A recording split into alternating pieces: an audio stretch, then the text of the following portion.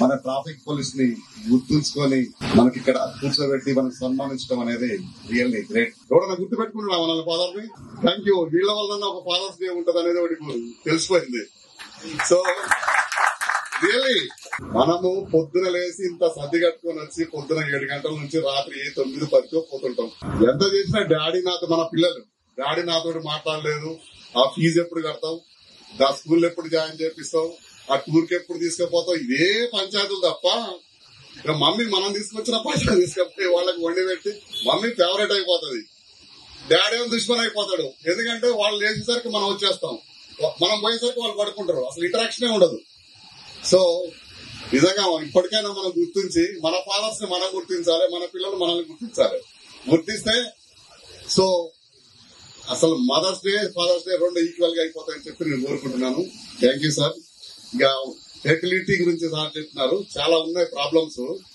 General గా మా దగ్గర చాలా ఫాస్ట్ గ్రోత్ రేట్. పెళ్లి చేస్తే కథం 2-3 years కే మొత్తం ఏదో కటింగ్ కాడికి వచ్చేస్తుంది, అంత అవసరం లేదు. కానీ ఆ బాధ ఎవరికంటే పిల్లలు పెట్టడం తెలుస్తుంది. చాలా పెద్ద సబ్జెక్ట్ ఇది, తెలుసా మీకు?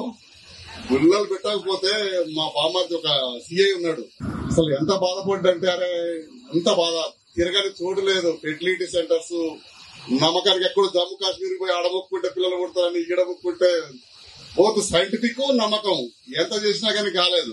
ఆఖరికి ఒక బాబుని అడాప్ట్ చేసుకుని వాళ్ళు చూసుకుంటారు. చాలా ఉన్నాయి ఐవీఎఫ్ మెథడ్స్ అని, చాలా ఉన్నాయి, చేసుకోవచ్చు. మనకు ఓల్డ్ గా మన డాక్టర్స్ చెప్పేదంటే మన లైఫ్ స్టైల్ మార్చుకోవాలని.